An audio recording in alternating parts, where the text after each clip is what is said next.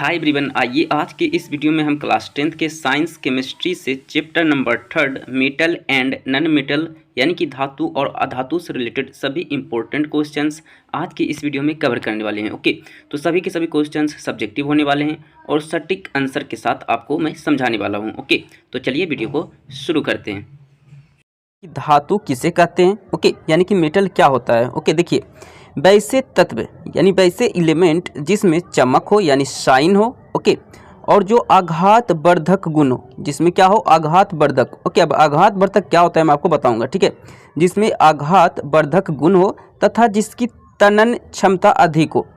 तनन क्षमता क्या होता है वो भी मैं आपको बताऊंगा, ठीक है। ओके, और जो ऊष्मा एवं विद्युत के सुचालक होते हैं, यानी जिससे विद्युत धारा जो है संचालित की जा सकती है। ओके, यानी विद्युत धारा जो है उसमें उत्पन्न हो सकती है, ठीक है।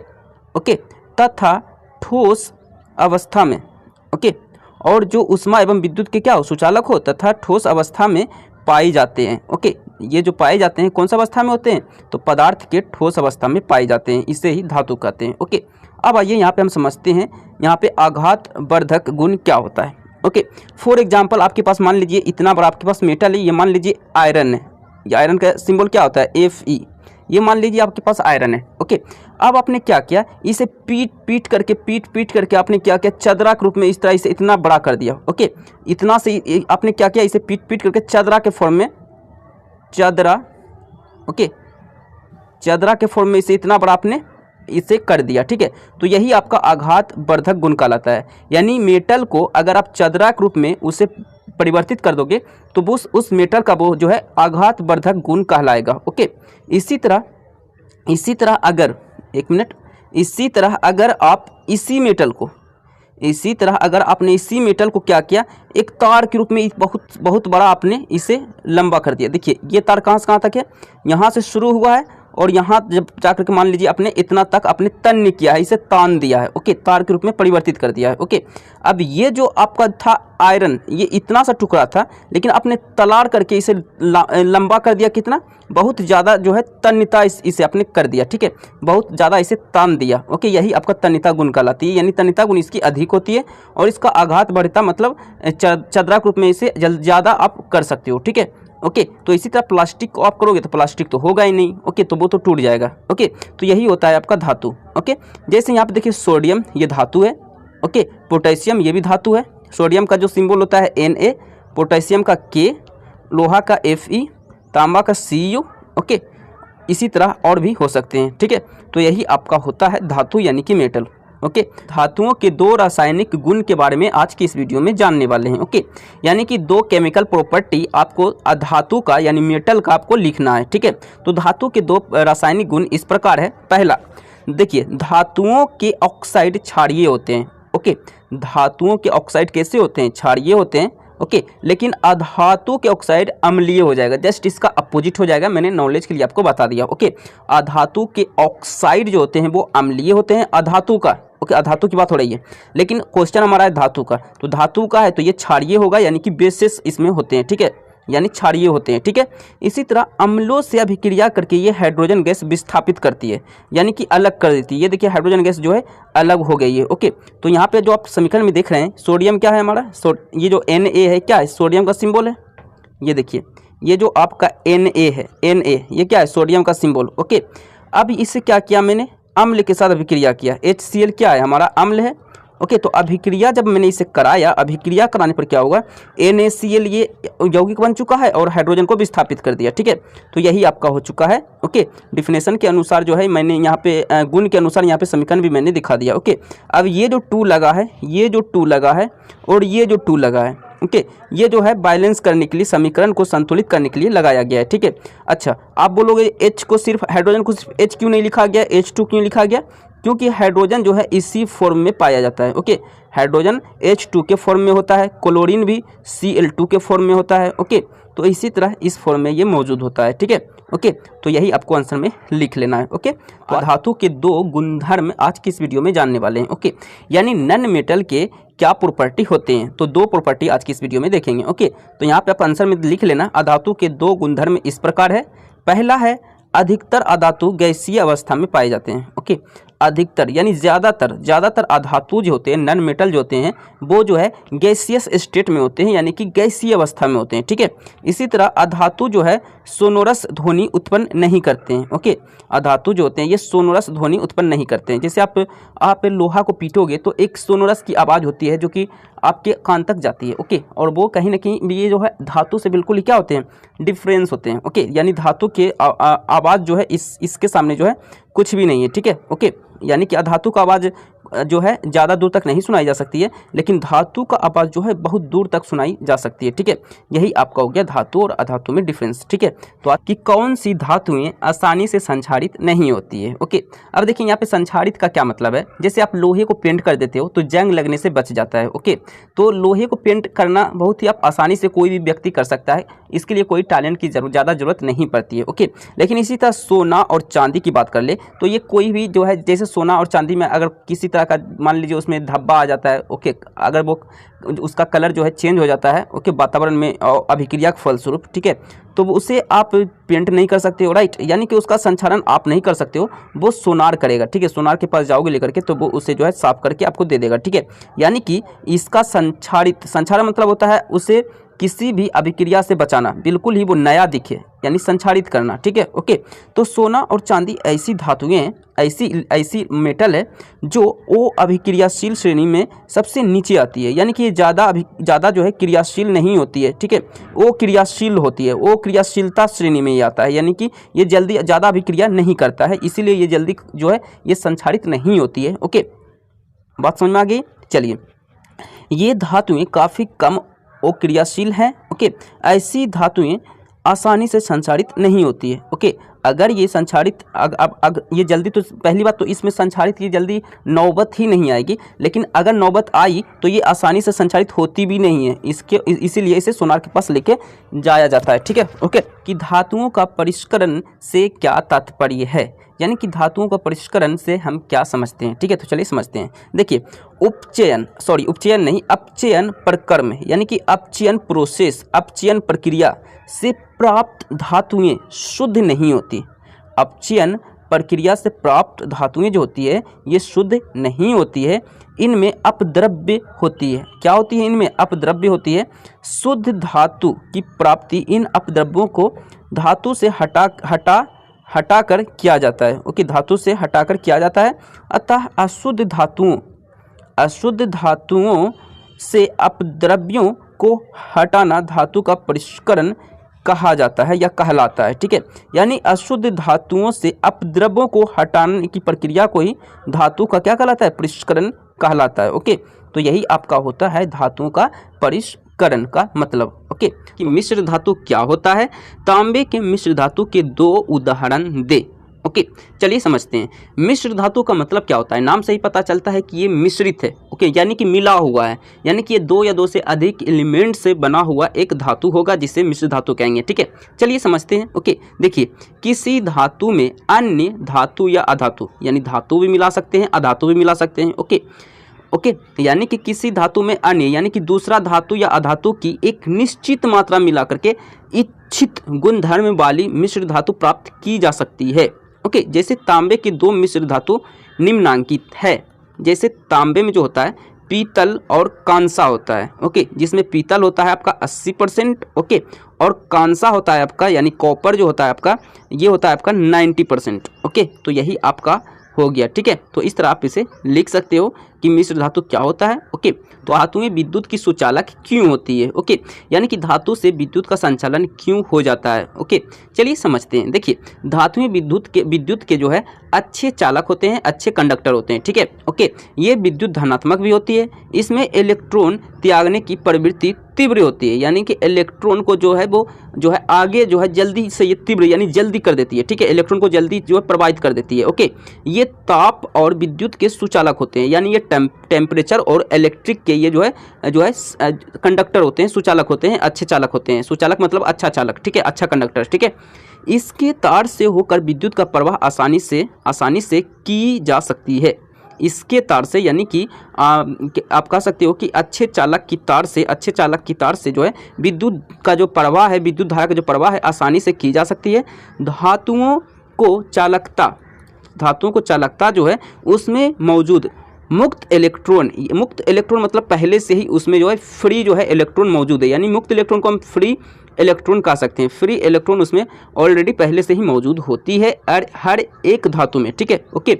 तो उसमें उपस्थित मुक्त इलेक्ट्रॉन के कारण ही ये इलेक्ट्रॉन धातु से होकर आसानी से दौड़ सकती है, ओके, दौड़ सकती है कर देना इसे, ठीक है, या दौड़ सकते हैं, ओके, दौड़ सकती है। यही कारण है कि धातु में विद्युत की क्या होती है, विद्युत और ताप के अच्छे चालक यानी अच्छे कंडक्टर होते हैं, ओके।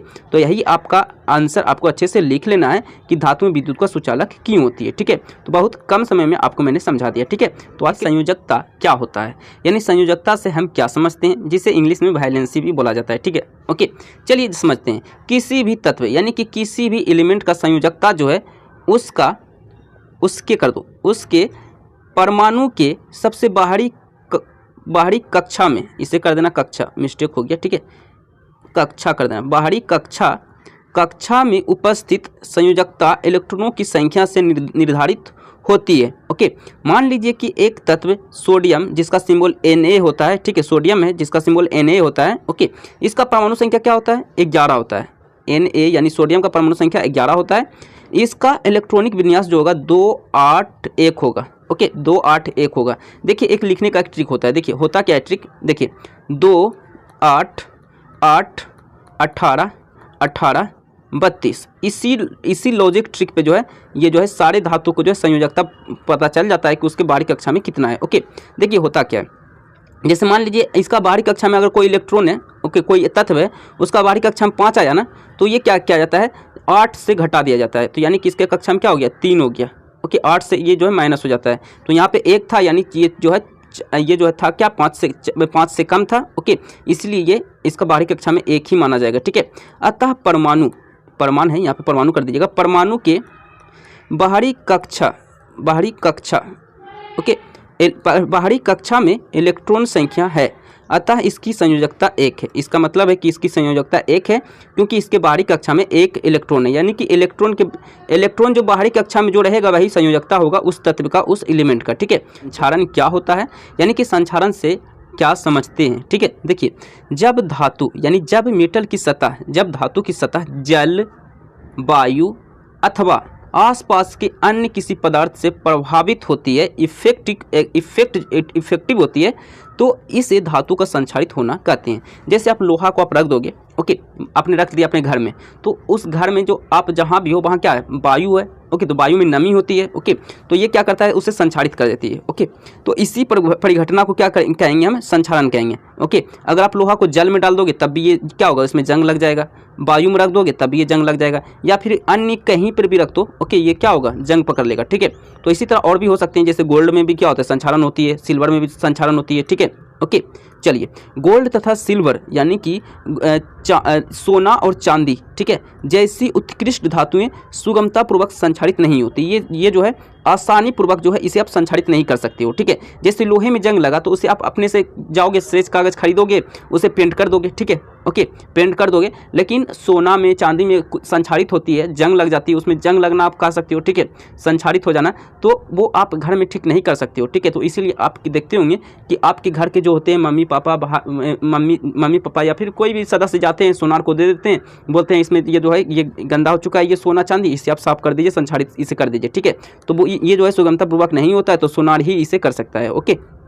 चलिए अब नेक्स्ट समझते हैं। देखिए एल्युमिनियम जैसी धातुएं संचारित नहीं होती है, लेकिन एल्युमिनियम जो होती है, एल्युमिनियम जिसका सिंबल Al होता है, ओके, ये जो है संचारित नहीं होती है, यानी इसमें जो है किसी प्रकार का जो है आप कह सकते हो जंग नहीं लगता है, ठीक है, ओके। तो यही आपको समझना है कि संचारण क्या होता है। संचारण से बचने की 3 विधियाँ, 3 प्रोसेस क्या क्या होते हैं, ओके।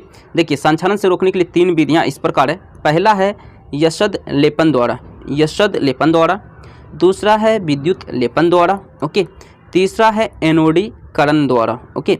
इन 3 प्रोसेस के द्वारा हम संचारण से हम जो है बचा सकते हैं, ओके, धातु को हम संचारण से बचा सकते हैं, जंग लगने से बचा सकते हैं, ओके। तो यही आपका आंसर हो गया, ठीक है। तो एक धातु और एक अधातु का नाम लिखिए जो वायु के संपर्क में आने पर जल उठते हैं, यानी कि वो जो है फायर उसमें जो है लग जाते हैं, फायर यानी कि आग लग जाते हैं, जल उठते हैं। जल मतलब यहाँ पे वाटर नहीं है बल्कि जल जाते हैं वो, ठीक है। देखिए सोडियम धातु वायु के संपर्क में आने पर ओके, इसे कर दीजिए आने पर वायुमंडलीय सामान्य ताप पर, यानी कि हमारे वातावरण में जो टेम्परेचर होता है, सामान्य टेम्परेचर जिसमें हम लोग रहते हैं, ओके, तो सामान्य टेम्परेचर पर ही जल उठते हैं, यानी कि फायर उसमें लग जाता है। जल मतलब यहाँ पे वाटर मत समझ लेना आप, ओके, जल मतलब यहाँ पे हो गया जल जाना, ठीक है, जलने लगता है, ठीक है। श्वेत फास्फोरस, फास्फोरस का जो होता है सिंबल क्या होता है, पी होता है, सोडियम का Na होता है, ओके, सिंबल होता है सबका, ठीक है, ओके। तो ये क्या होता है, श्वेत फास्फोरस अधातु है, ये क्या एक अधातु है, एक नॉन मेटल है, इसे पानी में डुबो कर रखा जाता है, यह वायु के संपर्क में आते ही ये जल उठता है, यानी इसमें आग लग जाती है, ओके। तो यही आपको क्या करना है, दो आपको लिख देना है, पहला है सोडियम, दूसरा क्या है श्वेत फास्फोरस, ठीक है, ये एक अधातु है जबकि सोडियम तो धातु है, ठीक है। तो इससे क्या कहते हैं, सोडियम को जो रखा जाता है केरोसिन तेल में डुबा करके रखा जाता है, राइट, ओके, आप लोग जानते होंगे सोडियम को केरोसिन तेल में डुबो कर रखा जाता है, ओके। और ये जो है श्वेत फास्फोरस, इसे जो है कहाँ रखा जाता है, इसे रखा जाता है पानी में, यानी कि इसे पानी में यानी वाटर में रखा जाता है, ठीक है। तो याद रखिएगा, ओके, बहुत ही इंपॉर्टेंट क्वेश्चन था। एनोड पंख क्या है, उदाहरण के साथ हम लोग समझने वाले हैं, ओके। तो चलिए शुरू करते हैं और समझते हैं। देखिए इलेक्ट्रिक शोधन में जब विद्युत धारा प्रवाहित की जाती है तब एनोड पर, ओके, देखिए कैथोड और एनोड होता है, जैसे आप बैटरी आप लाए होंगे, घड़ी में लगाने वाला बैटरी लाते होंगे, ठीक है, तो इस साइड होते हैं, इस तरह का होते हैं, ठीक है। तो आप देखते होंगे इधर जो होता है माइनस होता है, यानी एनोड मतलब माइनस, कैथोड मतलब प्लस, ओके, इतना आप जान लीजिए, प्लस माइनस दो आवेश होता है, ठीक है। एनोड पर स्थित अशुद्ध, यहाँ पर कर दीजिए अशुद्ध, इस तरह लिख दीजिएगा, ठीक है, मिस्टेक हो गया, अशुद्ध धातु केटायन, ओके, केटायन के रूप में घोल में जाने लगती है, यानी कि सॉल्यूशन में जाने लगती है, उतनी ही मात्रा में शुद्ध धातु कैथोड पर जमा हो जाती है, ओके, यानी कि प्लस वाले पे जमा हो जाती है, ठीक है। घुलनशील अशुद्धियाँ घोल में चली जाती है, घुलनशील अशुद्धि यानी कि अशुद्धि जो रहता है, ठीक है, वो कहाँ चली जाती है, घोल में यानी सॉल्यूशन में चली जाती है। और वो घुलनशील अशुद्धियाँ एनोड के नीचे क्या होती है, एनोड के नीचे ये जमा हो जाती है, ओके, क्या हो जाती है, जमा हो जाती है। इन्हें एनोड पंख कहा जाता है, इसे ही एनोड पंख कहते हैं, ठीक है। तो यही आपका एनोड पंख कहलाता है, ओके। देखिए भूपर्पटी यानी कि हमारी पृथ्वी के पीछे नीचे जो है, हमारी पृथ्वी के नीचे, ओके, नीचे में प्राकृतिक रूप से यानी कि नेचुरल फॉर्म में पाए जाने वाले तत्व या यौगिक, देखिए तत्व यौगिक क्या होता है, जैसे Na की बात कर रहे हैं तो यहाँ सोडियम है, यानी कि ये एक तत्व हो गया। जैसे NaCl की बात कर रहे हैं तो यहाँ पे देखिए, यहाँ पे सोडियम और क्लोरीन हो गया, ओके, यानी दो या दो से अधिक अगर तत्व जुड़ करके एक पदार्थ बनाएगा तो इसे हम लोग यौगिक बोलेंगे। अगर सिर्फ एक एलिमेंट यानी कि एक तत्व सिर्फ रहेगा सिंगल में तो उसे हम लोग तत्व बोलेंगे, ठीक है। यही दोनों में अंतर है, ठीक है। यानी कि भूप्रपट्टी में प्रकृति रूप से नेचुरल फॉर्म में मौजूद पाए जाने वाले तत्वों या यौगिकों को खनिज कहते हैं। ये प्रायः खानों से निकाले जाते हैं। कहाँ से निकाले जाते हैं, खानों से निकाले जाते हैं। खानों मतलब आप ये मत समझना कि खाने वाला फूड की बात हो रही है, चावल दाल की बात हो रही है, नहीं। खानों मतलब हो गया, आप कह सकते हो कि कोयले की खान, आप समझ सकते हो, कोयले की खान हो गया, ओके। तो इस तरह आप खान के रूप में आप इसे समझ सकते हो, ठीक है। तो यही समझेंगे अयस्क, जिससे इंग्लिश में ओर भी कहा जाता है, ओके, ORE, ठीक है। अब ये अयस्क क्या होता है आइए समझते हैं, ठीक है। देखिए वैसे खनिज जिनसे धातु का व्यावसायिक उत्पादन होता है, यानी कि बिजनेस के रूप में उत्पादन होता है, ओके, अयस्क कहलाते हैं। यही क्या कहलाते हैं, अयस्क यानी और कहलाते हैं, ओके। अयस्कों में धातु प्रचुर मात्रा में उपस्थित होते हैं। इसमें जो होते हैं मेटल यानी धातु प्रचुर मात्रा में, यानी कि बहुत ज़्यादा मात्रा में उसमें मौजूद होते हैं, ओके। इससे धातु यहाँ कर दीजिएगा, धातु लिखा हुआ है तो धातु कर दीजिएगा, ठीक है। तो इससे क्या होता है, धातु का उत्पादन सरलता से कम खर्चे में होता है, यानी सरलता से आसानी पूर्वक और बहुत ही कम खर्चे में ये जो है हमें प्राप्त हो जाता है धातु, ठीक है। तो यही आपका कहलाता है अयस्क, ओके। चलिए समझते हैं गैंग को हम किस तरह परिभाषित कर सकते हैं, इसका डिफिनेशन किस तरह हम इसे लिख सकते हैं, समझ सकते हैं, ठीक है। तो चलिए शुरू करते हैं। देखिए गैंग यानी कि पृथ्वी से प्राप्त खनिज अयस्कों, मिनरल्स और ओर, ओके। खनिज अयस्कों में मिट्टी, रेत आदि कई अशुद्धियाँ होती है, ओके। खनिज अयस्क में क्या होती है, बहुत सारी अशुद्धियाँ होती है, यानी कि उससे जो है शुद्ध किया जाता है, ठीक है, ओके। धातुओं के इसे धातुओं कर दीजिएगा, धातुओं के निष्कर्षण से पहले, निष्कर्षण से पहले, ओके, निष्कर्षण से पहले अयस्क से अशुद्धियों को हटाना आवश्यक होता है, यानी ज़रूरी होता है, इम्पोर्टेंट होता है, ओके। ये अशुद्धियाँ गैंग कहलाते हैं। यही अशुद्धियाँ जो होती है यही गैंग कहलाती है, ओके। यानी कि गैंग मतलब हो गया कि खनिज अयस्क में मौजूद अशुद्धि पदार्थ गैंग कहलाती है। अयस्कों को गैंग से हटाने के लिए जिन प्रक्रियाओं का उपयोग किया जाता है, जिन प्रोसेस का उपयोग किया जाता है, वे अयस्क एवं गैंग, ओके, जिन प्रक्रियाओं का, जिन प्रोसेस का उपयोग होता है वे अयस्क एवं गैंग के भौतिक अथवा रासायनिक गुणधर्मों पर आधारित होते हैं, ओके। यानी कि उसे हम क्या करते हैं, भौतिक या रासायनिक गुणधर्म, रासायनिक प्रॉपर्टी पे, यानी कि फिजिकल या केमिकल प्रॉपर्टी पर वो जो है बेस्ड होते हैं, आधारित होते हैं, ठीक है, ओके। इनके पृथक्करण के लिए, पृथक्करण मतलब छानना, ओके, छानना, अलग करना, पृथक्करण मतलब अलग करना, आप जान लो, ठीक है। तो इनके पृथक्करण के लिए विभिन्न तकनीकों, यानी विभिन्न तकनीक यानी टेक्निक, प्रोसेस, प्रक्रिया भी कह सकते हो आप, ठीक है। विभिन्न तकनीकों का उपयोग किया जाता है, ओके। यही आपका हो गया है, ओके, गैंग इसी को कहा जाता है, ठीक है। निस्तापन क्या होता है, यानी कि निस्तापन को हम किस तरह परिभाषित कर सकते हैं, ओके। तो चलिए समझते हैं। देखिए, अयस्क यानी कि ओर, अयस्क का स्पेलिंग क्या होता है, इंग्लिश में इसे ओर बोलते हैं, ठीक है।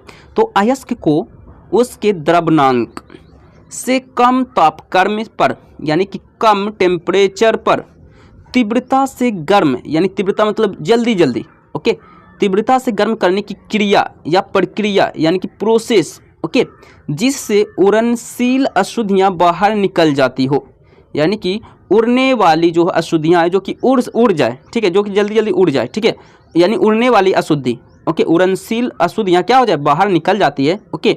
और ऑक्सीलवन ऑक्साइड में परिणत हो जाती है, ओके। और परिणत मतलब चारों ओर, ओके। इसे ही निस्तापन कहा जाता है, ओके। यही आपका निस्तापन होता है, ओके। तो निस्तापन के यही आपको लिख लेना है, फॉर्मूला नहीं, डिफिनेशन, ठीक है। तो आज के लिए इतना ही। भर्जन क्या होता है, यानी कि भर्जन को किस तरह हम परिभाषित डिफाइन कर सकते हैं, ठीक है। तो चलिए शुरू करते हैं, ओके। देखिए, भर्जन अयस्क को, यानी ओर, अयस्क का स्पेलिंग क्या होता है, इंग्लिश में इसे ORE बोलते हैं, ठीक है, ओर। अयस्क को वायु की अनियंत्रित, यानी कि कंट्रोल के बाहर, ओके, अनियंत्रित आपूर्ति में उसके द्रव्यनांक से कम ताप पर तीव्रता से गर्म करने की क्रिया या प्रक्रिया भर्जन कहलाती है, ओके। यही आपका भर्जन कहलाता है, ठीक है। इसमें अशुद्धियाँ ऑक्सीकृत होकर के बाहर निकल जाती है, ओके। इसमें से अशुद्धि जो निकलती है ऑक्सीकृत होकर के बाहर निकलती है, याद रखिएगा, ऑक्सीकृत होकर। यानी आघात वर्धिता से हम क्या समझते हैं, ओके। ये एक मेटल की, एक धातु की एक प्रॉपर्टी होती है, ओके, एक गुण होता है, ठीक है। देखिए, कुछ धातुओं को पीट करके चद्दर बनाए जाते हैं, यानी कि चदरा के रूप में बनाए जाते हैं, ठीक है। इस गुणधर्म को ही आघात वर्धिता कहते हैं। इसी गुण के कारण एल्युमिनियम के चद्दर, लोहे के चद्दर आदि बनाए जाते हैं, ठीक है। यानी कि लोहे को भी आप चद्दरा के रूप में आप बदल सकते हो। जैसे आपने इतना बड़ा लोहा लिया, ठीक है, अब इसे क्या किया आपने, पीट करके इतना बड़ा बना लिया, यानी इतना से इतना बड़ा आपने चद्दर के रूप में बना दिया, यही आपका आघात वर्धिता कहलाता है, ओके। और एक होता है तन्यता मतलब आपने इतना बड़ा लिया, आपने मान लीजिए इतना बड़ा आपने लोहा लिया, इसे क्या किया आपने, लमार करके इतना बड़ा आपने कर दिया इसे। तो ये देखिए, इतना बड़ा वायर के रूप में, तार के रूप में आपने फैला दिया, था इतना बड़ा, लेकिन आपने इतना बड़ा कर दिया इसे, इतना बड़ा, ठीक है। तो ये कहलाता है तन्यता, ओके। तार के रूप में बदलना तन्यता कहलाता है, और चदरा के रूप में बदलना ये आपका आघात वर्धिता कहलाता है, ठीक है, ओके। और जानकारी के लिए मैं आपको बता दूं, 1 ग्राम सोना, सिर्फ 1 ग्राम गोल्ड से आप 2 किलोमीटर तक इसे लंबा कर सकते हो। 2 किलोमीटर, मीटर की बात नहीं हो रही है, 2 किलोमीटर आप सोच सकते हो, 1 ग्राम सोना से 2 किलोमीटर लंबा आप तार बना सकते हो, ठीक है। यही आपका तन्यता कहलाता है, ओके। तो बेसिकली हमें समझना था आघात वर्धिता मतलब होता है चदरा के रूप में किसी भी तत्व को, किसी भी एलिमेंट को, किसी भी धातु को, किसी भी मेटल को बदल देना, ठीक है, चदरे के रूप में। इतना बड़ा मैंने कर दिया, इतना बड़ा था, पीट करके लोहा से मैंने पीट करके हथौड़ी से मैंने इतना बड़ा इसे कर दिया, ठीक है। यही आपका आघात वर्धिता कहलाता है, ओके। समझेंगे कि पोटेशियम यानी कि K तथा सोडियम यानी कि Na, पोटेशियम का सिंबल क्या होता है, K होता है संकेत, ओके, और सोडियम का Na होता है संकेत यानी सिंबल, ठीक है। यानी बोल रहा क्वेश्चन, पोटेशियम तथा सोडियम धातुओं को केरोसिन तेल में डुबो कर क्यों रखा जाता है? आइए इनके पीछे का कारण समझते हैं। देखिए, सोडियम तथा पोटेशियम यानी Na तथा के, पोटेशियम का सिंबल के होता है, ठीक है। तो सोडियम तथा पोटेशियम तीव्र अभिक्रियाशील तत्व है, यानी कि बहुत ही जल्दी ये जो है क्रियाशील हो जाता है, ओके, जल्दी अभिक्रिया कर लेता है, ठीक है, ओके। अधिक अभिक्रियाशील तत्व है, ओके।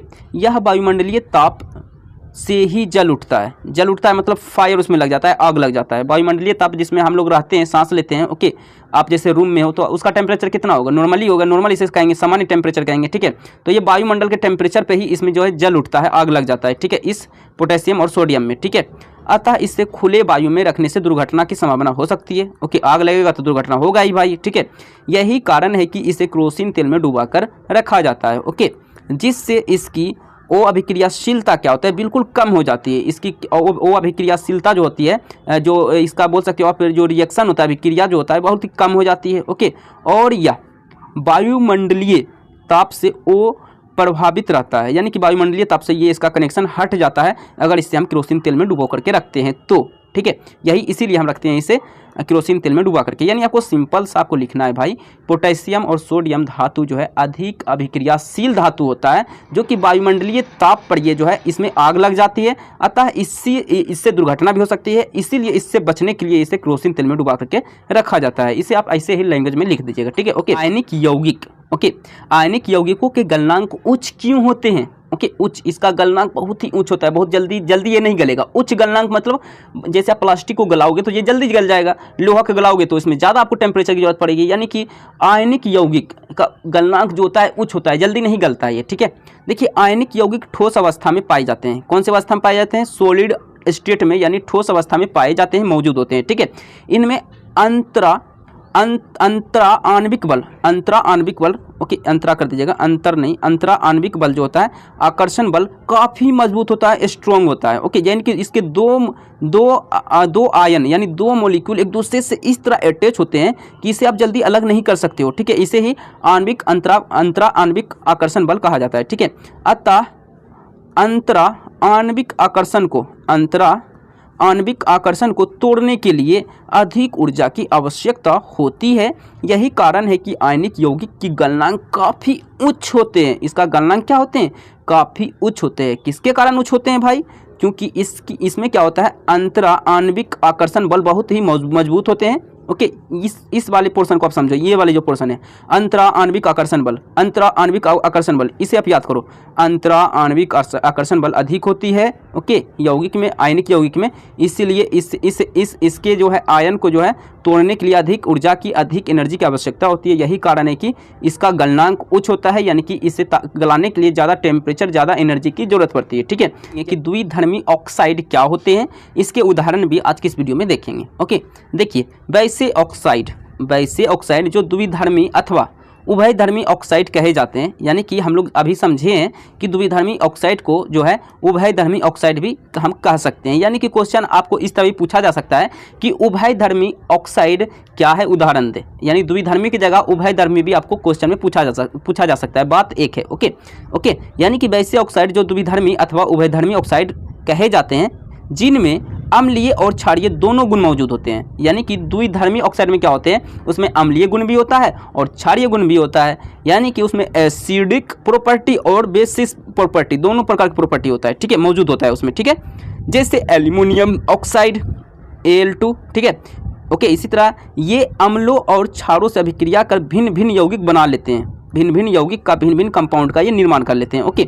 फॉर एग्जांपल यहाँ पे आप देख सकते हैं, एल्यूमिनियम ऑक्साइड हो गया Al2O3, ओके, और ये अम्ल हो गया HCl, ओके। इससे अभिक्रिया करके क्या बना रहा है, AlCl3 प्लस H2O जल बना रहा है, ठीक है। उसी प्रकार नेक्स्ट इसका एग्जांपल यहाँ पे देख सकते हैं, दूसरा एग्जांपल, ओके, NaOH के साथ, क्षार के साथ NaOH क्या है, क्षार है, ओके।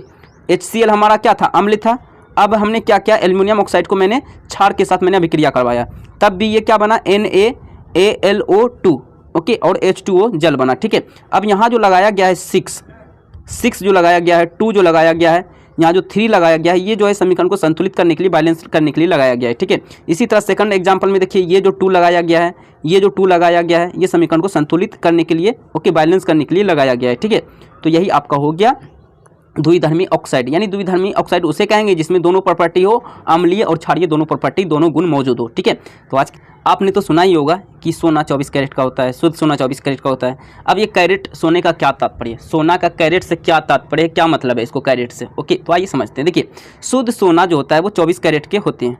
ओके, शुद्ध सोने जो है 24 कैरेट के होते हैं। ओके, यह काफ़ी नर्म होते हैं, ये जो है काफ़ी नर्म होते हैं, यानी कि आप एक लोहा को आप क्या करोगे, हाथ से अगर जो आप इसे मान लो इतना मोटा लोहा है, ठीक है, आपको मैंने बोला इसे आप क्या करो, मोड़ो, इसे आप टेढ़ा करो, तो आप नहीं कर पाओगे। ठीक है, ओके, लेकिन आपको हम शुद्ध 24 कैरेट का सोना दे देंगे ना, आप इसे तुरंत ही इसे टेढ़ा कर दोगे। ठीक है, यानी इसका जो है नर्म होता है, काफ़ी नर्म होता है। ओके, इससे आभूषण बनता है। ओके, क्या बनाया जाता है, आभूषण बनाना कठिन है। ओके, यानी 24 कैरेट सोना को आभूषण बनाना बहुत कठिन होता है। ओके, क्योंकि जैसे शेप देगा सोनार, जैसे ही मान लो आप सोना लिए, उसका शेप वो क्या क्या हार के रूप में इस तरह दिया। ठीक है, तो वो क्या होगा, थोड़ा सा ऐसे करेगा, टेढ़ा हो जाएगा, इस तरह बन जाएगा। ठीक है, यानी कि 24 कैरेट सोना का जो है आकार बनाना, जो है गहना बनाना मुश्किल होता है। ठीक है, ओके, अब क्या करते हैं इसको हम, ओके, आजकल गहने बनाने के लिए 22 कैरेट सोने की आवश्यकता होती है, यानी कि इसे जो है इसमें कुछ और एलिमेंट मिलाए जाते हैं। ओके, अशुद्ध कुछ एक्स्ट्रा एलिमेंट मिलाए जाते हैं सोना के अलावा। ठीक है, तो ये उसमें 22 कैरेट सोना होता है, 24 कैरेट को 22 कैरेट में बदल दिया जाता है। ठीक है, ओके, इसमें क्या होता है, सोना थोड़ा कठोर होता है।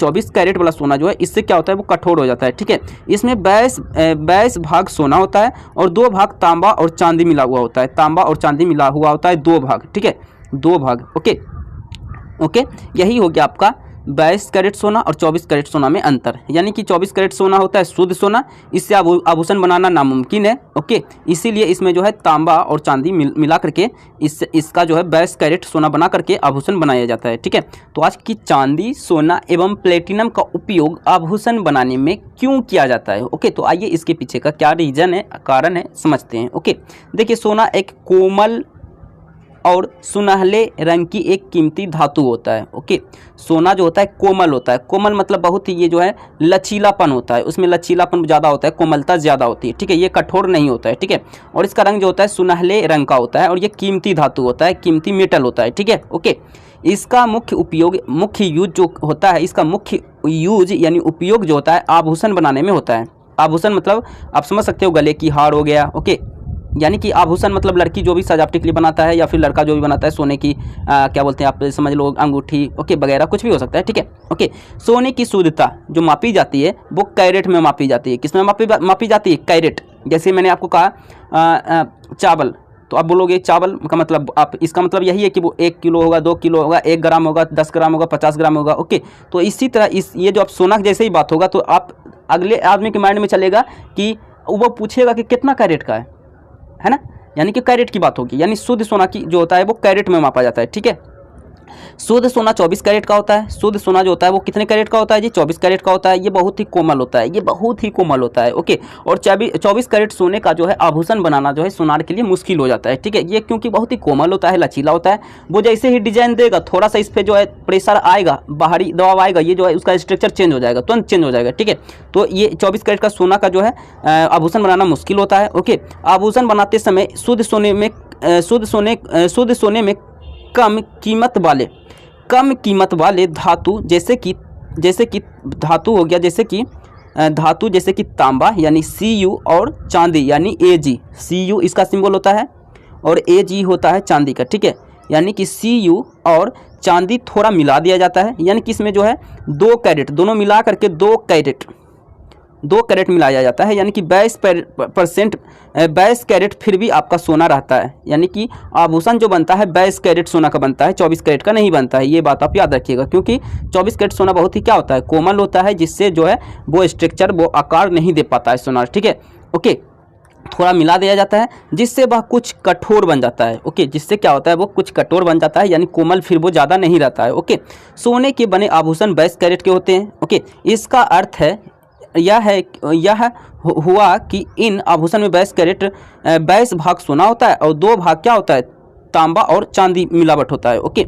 यानी कि 22 भाग शुद्ध सोना तो होता ही है। ओके, लेकिन 2 भाग जो होता है तांबा और चांदी की मिलावट होती है। ओके, यानी 24 कैरेट सोना को 18 कैरेट में बदलने के लिए 18 भाग सोना में 6 भाग अगर उसे आप मान लो आप सोने को जो है 18 कैरेट में आप बनाना चाहते हो, सोने को जो है 18 कैरेट का सोना का जो है आभूषण बनाना चाहते हो, ठीक है। तो इसका मतलब क्या है, उसमें आप 6 भाग तांबा और चांदी मिला करके उसमें आप मिक्स करोगे, ओके, 6 भाग मिक्स करोगे, ठीक है, ओके, मिश्रित कर देते हैं, ठीक है। इस प्रकार चांदी तथा प्लेटिनम का उपयोग किया जाता है, ओके, यही आपका आंसर हो गया, ओके। तो ध्वनिक यानी सोनोरस किसे कहा जाता है, ओके। देखिए ध्वनिक क्या होता है, जब धातुएं किसी कठोर सतह से टकराती है, ओके, जब धातु जो है कठोर सतह से, कठोर सरफेस से टकराएगी तो उनमें एक विशेष प्रकार की ध्वनि उत्पन्न होगी, यानी कि एक विशेष प्रकार का साउंड, एक आवाज़ उत्पन्न होगी। इसे धातुई ध्वनि कहते हैं, इसे ही धातुई ध्वनि यानी धातुई साउंड कहते हैं, ओके।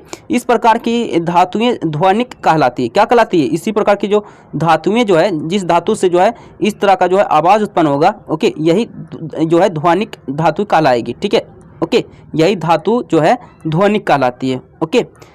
स्कूल की घंटी आप देखते होंगे, स्कूल में छुट्टी होती है या फिर घंटी, दूसरे विषय की घंटी बजती है तो टन टन टन टन आवाज़ करती है, ओके। तो ये जो है एक ध्वनि का एक अच्छा उदाहरण है, ओके।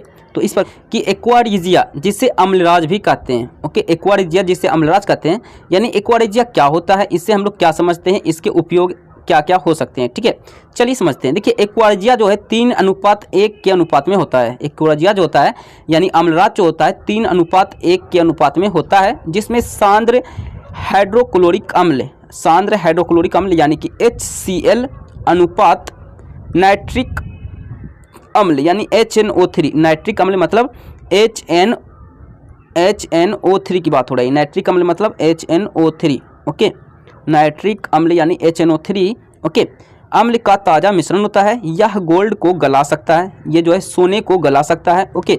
अम्लराज का उपयोग इसके मतलब गलाने में सोनार करता है, ठीक है, आभूषण बनाता है, तो जैसे सोने को गलाना है, ओके, क्योंकि उसे हम दूसरा आकार देंगे, ओके, तो उसको गलाने में अम्लराज का उपयोग किया जाता है। जबकि दोनों अम्लों में से प्रत्येक की यह क्षमता नहीं है कि एक्वारिजिया भवकता द्रव होने के साथ प्रबल संक्षारक हैं, ओके, यानी कि प्रबल संक्षारक हैं, ये इसकी जो है भवकता द्रव के साथ प्रबल संक्षारक हो, इसकी जो है क्षमता नहीं है एक्वारिजिया की, ठीक है, ओके। यह उन अभिकर्मकों में से एक है जो गोल्ड तथा प्लेटिनम को भी आसानी से गला सकता है, ओके। आप समझ सकती हैं ये कि जो है प्लेटिनम जो कि कठोर धातु है उसे भी गला सकता है, ओके। तो यही आपका होता है बेसिकली अम्लराज, ओके। अम्लराज जो होता है 3:1 के अनुपात में होता है हाइड्रोक्लोरिक अम्ल और नाइट्रिक अम्ल का, ठीक है, नाइट्रिक अम्ल का 3:1 से बना हुआ एक क्या होता है, एक पदार्थ होता है, यही आपका अम्लराज कहलाता है, ओके। तो थर्मिट अभिक्रिया, थर्मिट रिएक्शन क्या होता है, ओके। देखिए कुछ विस्थापन अभिक्रियाएं बहुत अधिक ऊष्माक्षेपी होती है, कुछ विस्थापन अभिक्रियाएं क्या होती है, अधिक ऊष्माक्षेपी होती है, ओके। इनसे उत्सर्जित ऊष्मा की मात्रा इतनी अधिक होती है कि धातुएं गलित अवस्था में प्राप्त होती है, ओके। इसकी जो होती है उत्सर्जित ऊष्मा यानी कि निकलने वाली ऊष्मा, ओके, इतनी अधिक होती है कि धातुएं गलित अवस्था में निकलने लगती है, ओके। जब आयरन 3 यानी आयरन का जो है एक प्रकार होता है। अब आयरन 3 क्या होता है मैं आपको बताऊंगा, अभी तुरंत बताऊंगा, ठीक है, ओके। जब आयरन 3 ऑक्साइड यानी Fe2O3, ये हो गया आयरन 3 का एक अणुसूत्र हो गया, फॉर्मूला हो गया, ठीक है। तो आयरन ऑक्साइड, ओके, जो कि आयरन 3 का है, ठीक है, आयरन ऑक्साइड Fe2O3 के साथ एल्युमिनियम की अभिक्रिया की जाती है तो उत्पन्न अत्यधिक ऊष्मा उत्पन्न होती है, ओके, अत्यधिक ऊष्मा उत्पन्न होती है, ओके। जैसे कि यहाँ पे आप एग्जांपल के लिए देख सकते हो, ये हो गया आपका क्या Fe2O3, ओके, ये क्या हो गया, ये आपका हो गया आयरन ऑक्साइड, ओके। अगर इसे एल्युमिनियम से हमने अभिक्रिया करवाया जो कि एक सॉलिड स्टेट में था, तो अभिक्रिया कराने पर क्या होगा आप देख सकते हैं, ओके। Fe अलग हो गया, Al2O3 एक साथ हो गया और उष्मा गैस आप देख सकते हो कितनी मात्रा में निकल रही है, ठीक है, ओके। इसे ही थर्मिट अभिक्रिया कहते हैं। इसके उपयोग जो है रेलवे पटरियों को या और मशीन दरारों को जोड़ने में किया जाता है, ओके। रेल पटरी में आप लोग देखते होंगे जो वर्कर होता है वो जो है पटरी को जो है जोड़ने में इसका इस्तेमाल करता है, ओके। देखिए आयरन 3 क्या होता है, देखिए समझिए, आयरन 3 ऑक्साइड एक ओ कार्बनिक यौगिक है, ये एक ओ कार्बनिक यानी इनऑर्गेनिक यौगिक है, ठीक है। इसका रासायनिक सूत्र Fe2O3 होता है, यही आपका कहलाता है आयरन 3 ऑक्साइड, ठीक है। ओके, कि अयस्कों के समृद्धिकरण से क्या तात्पर्य है। ओके, यानी कि अयस्कों के समृद्धिकरण से हम क्या समझते हैं। ओके, देखिए कुछ पृथ्वी से निकलने वाले अयस्कों में मिट्टी, रेत आदि जैसी कई अशुद्धियाँ हटाना अयस्कों का समृद्धिकरण कहलाता है। ओके, यही आपका है अयस्कों का समृद्धिकरण। ओके, कि लोहे को जंग से बचाने के लिए दो उपयोग हम क्या क्या कर सकते हैं। ओके, तो चलिए समझते हैं। देखिए, लोहे पर जंग लगने से बचाने के लिए लोहे की धातुओं पर पेंट करके, ओके, तेल लगा करके, ओके, ग्रीज लगा करके, यशद लेपन करके, क्रोमियम लेपन करके, एनोडीकरण करके, ओके, ये सभी की सभी जो है प्रोसेस है, एक प्रक्रिया है जिससे कि हम लोहे को क्या कर सकते हैं, जंग से बचा सकते हैं। ओके, एनोडीकरण करके, ओके, मिश्र धातु बना करके, ओके, मिश्र धातु बना करके, यानी कि हम क्या करेंगे, धातु में क्या करेंगे, कुछ और धातु या अधातु मिला करके हम उसे क्या करेंगे, बना लेंगे। ठीक है, तो उसमें क्या होगा, संक्षारित वो नहीं होगा। ठीक है, आदि उपाय किए जाते हैं। इसी तरह और भी उपाय हम कर सकते हैं। ओके, इससे लोहे का संक्षारण रुक जाता है, यानी जंग लगना रुक जाता है। संक्षारण मतलब जंग लगना। ठीक है, तो जंग लगना रुक जाता है। ओके, और लोहे की वस्तुएं बर्बाद होने से बच जाती है, यानी कि वो जल्दी खराब नहीं होती है और वो बच जाती है। ओके, यही आपका बेसिकली संक्षारण हो सकता है। तो संक्षारण के उपाय मैंने दो बताया, लेकिन यहाँ तो बहुत सारे मैंने उपाय बता दिए, आपको देख सकते हो। ओके, पेंट करके पहला उपाय हो गया, दूसरा उपाय हो गया तेल लगा करके, ओके, तीसरा उपाय हो गया ग्रीज लगा करके, चौथा हो गया यशद लेपन करके, पाँचवा हो गया क्रोमियम लेपन करके, ओके, छठा हो गया एनोडीकरण करके, और सातवां हो गया मिश्र धातु बना करके। देख सकते हो मैंने दो उपाय बताया था, लेकिन आंसर में मैंने इतने सारे उपाय लिख दिया, 1 2 3 4 5 6 7 उपाय मैंने लिख दिया। ठीक है, आइए समझते हैं कि कॉपर को वायु में खुला छोड़ने पर वह हरे रंग का हो जाता है, ऐसा क्यों होता है। ओके, कॉपर जिसका सिंबल Cu होता है। ओके, कॉपर जिसका symbol Cu, atomic number 29। Okay, और मास नंबर क्या होता है, मास नंबर क्या होता है अब वो आप बताना। ठीक है, मैं अभी थोड़ा सा मैं नहीं याद आ रहा है। ठीक है, लेकिन परमाणु संख्या तो 29 होता है, इतना तो याद है पक्का। ठीक है, मास नंबर होता होगा 29 है ना, तो कितना होता होगा 29, छोड़िए आप बताइएगा। ठीक है, चलिए अब हम समझते हैं कि कॉपर को हम वायु में खुला छोड़ने पर ये हरे रंग का क्यों इस पर परत जम जाता है। आइए समझते हैं। देखिए, कॉपर वायु में उपस्थित आर्द्र कार्बन डाइऑक्साइड, हमारे वायुमंडल में बताइए कार्बन डाइऑक्साइड गैस है कि नहीं, कार्बन डाइऑक्साइड गैस है, तभी तो प्रकाश संश्लेषण पेड़ पौधा करता है जी। ओके, तो हमारे वायु में मौजूद आर्द्र मतलब जानते हो क्या होता है, नमी, यानी कि वो जो है एक नमी के रूप में हो। ठीक है, आर्द्र मतलब नमी के रूप में। ठीक है, आर्द्र कार्बन डाइऑक्साइड यानी CO2 के साथ अभिक्रिया करके रिएक्शन करता है। ओके, जिससे इसकी सतह से क्या होता है, भूरे रंग की चमक धीरे धीरे खत्म हो जाती है। ओके, तो आप लोग जानते होंगे जो कॉपर होता है वो भूरे रंग का होता है। ओके, तो यही जो है धीरे धीरे खत्म हो जाती है। ओके, तथा इस पर हरे रंग की चमक चढ़ जाती है। ओके, यह हरा पदार्थ जो है कॉपर कार्बोनेट हो जाता है, ये जो बन जाता है कॉपर कार्बोनेट जो है एक परत बना लेता है। ओके, तो यही आपका बेसिकली इसी कारण से जो है उसे जो है खुले में छोड़ने पर क्या होता है, हरे रंग का हो जाता है। ओके, कि हवाई जहाज़ों का ढांचा यानी उसका स्ट्रक्चर जो होता है, ओके, एल्युमिनियम मिश्र धातुओं से क्यों बनाया जाता है। ओके, वर्णन करें। आइए समझते हैं कि ऐसा क्यों करते हैं। देखिए, हवाई जहाज़ का ढांचा एल्युमिनियम के मिश्र धातु यानी एल्युमिनियम के अलावा और भी धातु होते हैं, ऐसी बात नहीं सिर्फ एल्युमिनियम रहता है। ओके, एल्युमिनियम के अलावा और भी कुछ होते हैं, यानी कि एल्युमिनियम के अलावा और कुछ होते हैं, यानी कि एल्युमिनियम का मिश्र धातु हम कह सकते हैं। ठीक है, तो एल्युमिनियम मिश्र धातुएं डूरेलिमिन और मैग्नीनियम से निम्नलिखित कारणों से बनाया जाता है। ओके, यानी कि इसमें क्या क्या होता है, एल्युमिनियम होता है। ओके, समझिएगा, देखिएगा, एल्यूमिनियम होता है जी। ओके, जिसमें कि डेरुलिमिन और मैग्नीनियम जैसे धातु से मिलकर के बना होता है। ठीक है, अब इसका कारण समझते हैं कि क्या क्या कारण, इसका क्या क्या लाभ होता है। देखिए, ये अति हल्की मिश्र धातु होता है, ये जो धातु होता है अति हल्की होती है, जिसका अपेक्षिक घनत्व जो होता है बहुत ही कम होता है। ओके, बहुत क्या होता है, कम होता है। सुचालक होने के कारण विद्युत जो है प्रेषण तारें इनसे बनाई जाती है। ओके, इन पर जंग नहीं लगता है, बहुत सारा कारण आप देख पा रहे हैं। ठीक है, इन मिश्र धातुओं की कठोरता बहुत अधिक होती है, यानी कि ये कोमल नहीं होता है, कठोर होता है, हार्ड होता है। ठीक है, ये रसायनों के प्रति बहुत क्रियाशील नहीं होता है, यानी कि ये जो है रसायनों के केमिकल से जल्दी अभिक्रिया नहीं करता है, वो क्रियाशील नहीं होता है, यानी ये जल्दी जो है रिएक्शन नहीं कर पाता है। ओके, तो यही कारण है कि हवाई जहाज में जो है एल्युमिनियम मिश्र धातु का जो है प्रयोग किया जाता है। ओके, तो कि सल्फाइड अयस्क के सांद्रण के लिए फेन उत्प्लावन, फेन उत्प्लावन विधि का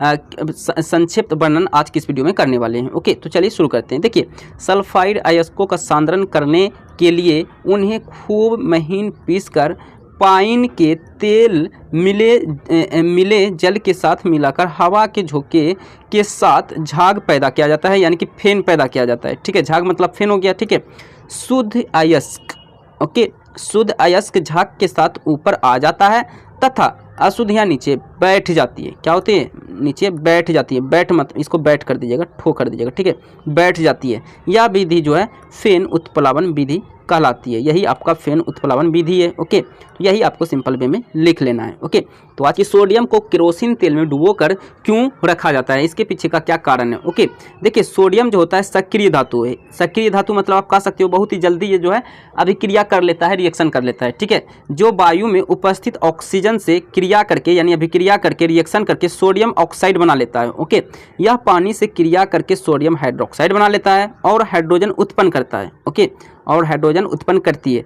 वायु में खुला छोड़ने पर यह आग पकड़ लेती है। वायु में अगर इसे आप छोड़ दोगे, ओके, तो ये क्या कर लेगी? आग पकड़ लेगी, फायर हो जाएगी इस पर। ठीक है, इसलिए इसे मिट्टी के तेल में यानी कि केरोसिन तेल में डुबोकर रखा जाता है। मिट्टी के तेल को ही केरोसिन तेल कहा जाता है। ठीक है, ओके, यही इसलिए इसे डुबो कर रखा जाता है केरोसिन तेल में। ओके, तो इसे आप ऐसे अच्छे से लिखना, रटना बिल्कुल भी नहीं है। आपको ऐसे समझना है कि सोडियम कैसी धातु है? ये अधिक क्रियाशील है, यानी कि ये सक्रिय धातु है, यानी कि अधिक क्रियाशील धातु है। अगर इसे सामान्य ताप पर रखेंगे, सामान्य वायुमंडलीय ताप पर रखेंगे, तो ये क्या करेगा? वायुमंडलीय ताप के ताप में आकर के ये जो है क्या करेगा? इसमें आग लग जाएगी, जल जाएगी। ठीक है, इसीलिए इसे केरोसिन तेल में डुबा करके रखा जाता है। यही आपको रीजन लिखना है। ओके, तो कि वल्कनीकरण क्या है, यानी वल्कनीकरण किसे कहते हैं? इस प्रक्रिया में रबर में क्या परिवर्तन आते हैं? ओके, तो चलिए समझते हैं। देखिए भाई, ओके, सल्फर को प्राकृतिक रबर के साथ मिश्रित करने की प्रक्रिया को ही वल्कनीकरण कहते हैं। ओके, यानी कि वल्कनीकरण किसे कहते हैं? सल्फर को, यानी कि सल्फर का सिंबल क्या होता है? एस। ओके, सल्फर का जो सिंबल होता है एस होता है। परमाणु संख्या क्या होता है इसका? 16। सल्फर 16 32 होता है इसका द्रव्यमान संख्या। ठीक है, यानी एटॉमिक मास। ठीक है, तो सल्फर को प्राकृतिक यानी नेचुरल रबर के साथ मिश्रित करके, मिला करके, ओके, मिलाने की प्रक्रिया को ही वल्कनीकरण कहते हैं। ओके, जब प्राकृतिक रबर को सल्फर से मिलाकर गर्म किया जाता है, ओके, गर्म करते हैं यानी गर्म किया जाता है, तो रबर अधिक कठोर तथा कम लचकदार हो जाते हैं, यानी इसमें लचीलापन कम हो जाता है। ठीक है, यानी वो कठोर हो जाता है। ठीक है, रबर एक बहुलक है। रबर क्या है? एक बहुलक है, जिसमें बहुलक मतलब बहुत सारा है। ठीक है, बहुत सारा एक बहुलक के रूप में होता है। ठीक है, ओके, जिसमें एक ही तल में अणुओं की एक लंबी श्रृंखला होती है। अणुओं की क्या होती है? लंबी श्रृंखला होती है, जिसके कारण रबर को खींचा जा सकता है, परंतु सल्फर मिलाने से उसका लचीलापन समाप्त हो जाता है, क्योंकि सल्फर रबर की श्रृंखला के समान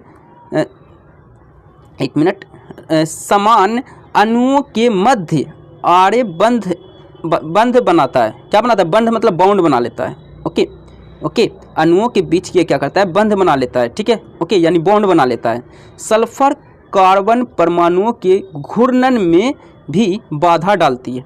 ओके, घूर्णन में भी यानी कि घूमने में भी ये क्या करती है? बाधा डालती है। ओके, कि खनिज और अयस्क क्या है?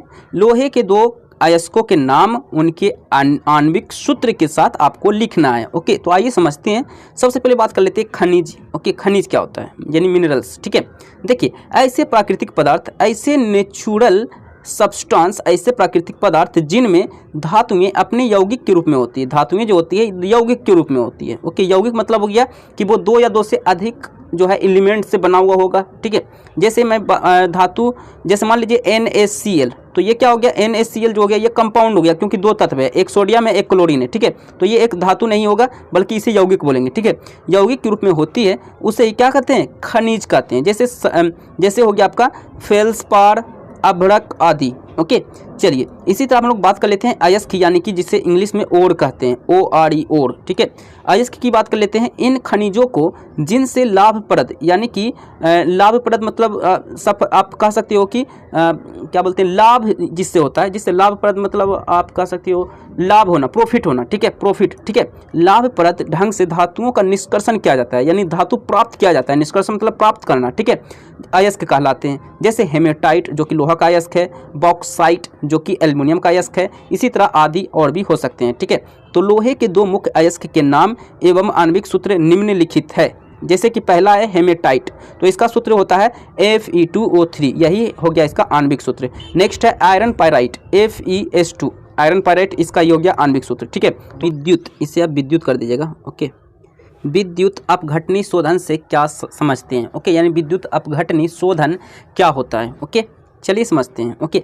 देखिए विद्युत अपघटनी शोधन क्या होता है, देखिए कॉपर, जिंक, टीन, निकेल, चांदी, सोना, इसी तरह और भी हो सकते हैं, यानी आदि या फिर इत्यादि लिख सकते हो, ठीक है, इत्यादि जैसे अनेक धातुओं का शोधन विद्युत अपघटन द्वारा किया जाता है, ओके।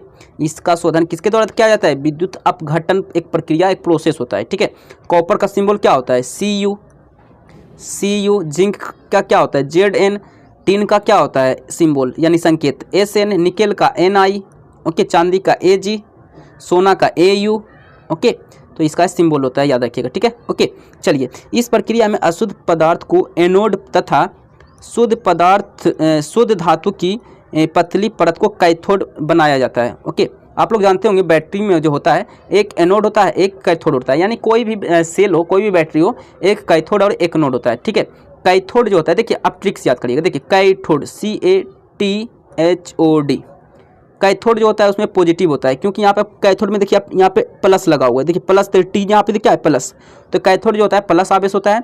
एनोड देखिए ANODE, एनोड, ठीक है, तो यहाँ देखिए माइनस है, ए में क्या है माइनस है, यानी ऐसे ट्रिक से भी आप याद कर सकते हैं। एनोड मतलब माइनस आवेश वाला और कैथोड मतलब प्लस आवेश जिसमें जमा होता है, ठीक है। चलिए ओके, धातु के लवण विलयन का उपयोग विद्युत अपघट्य के रूप में होता है। विद्युत अपघट्य में जब विद्युत धारा प्रवाहित होती है तब एनोड पर स्थित विद्युत शुद्ध धातु विद्युत अपघट्य में घुल जाता है, ओके। इतना ही मात्रा में शुद्ध धातु, ओके, यहाँ पे आप थोड़ा सा सुधार करिएगा, इतना ही मात्रा में शुद्ध धातु विद्युत अपघट्य से कैथोड पर निक्षेपित हो जाती है, ओके। विलयशील अशुद्धियाँ यानी कि जो घुलने वाली अशुद्धियाँ हैं विलयन में चली जाती है, ओके, तथा अविलयीय अशुद्धियाँ यानी कि जो नहीं घुलती है, अविलयीय मतलब जो कि वो घोल में नहीं घुली हुई होगी, ठीक है, वो अशुद्धियाँ एनोड पर के नीचे निक्षेपित हो जाती हैं यानी जमा हो जाती है, जिससे एनोड अपंक भी कहते हैं, ओके। कि धातु कर्म क्या होता है, यानी धातु कर्म से आप क्या समझते हैं, ओके, जिसे इंग्लिश में मेटलर्जी भी कहा जाता है, ठीक है। इसके विभिन्न चरणों को आपको लिखना है, ओके, यानी कि इसके विभिन्न स्टेप को आपको लिखना है, ठीक है, ओके। देखिए धातु कर्म यानी मेटलर्जी क्या होता है।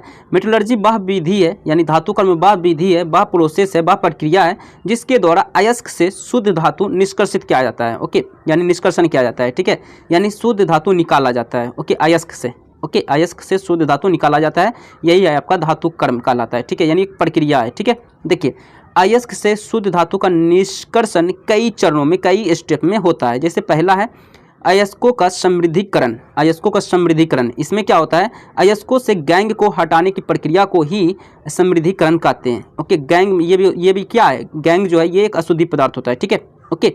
चलिए नेक्स्ट है इसका प्रोसेस धातुओं का निष्कर्षण। इसके लिए निस्तापन या भर्जन, अपघटन आदि विधि द्वारा, यानी इसी तरह और भी विधि हो सकती है, ओके, इसका प्रयोग किया जाता है, धातु का निष्कर्षण कहलाता है, ठीक है। नेक्स्ट है धातुओं का परिष्करण, ओके, धातुओं का परिष्करण।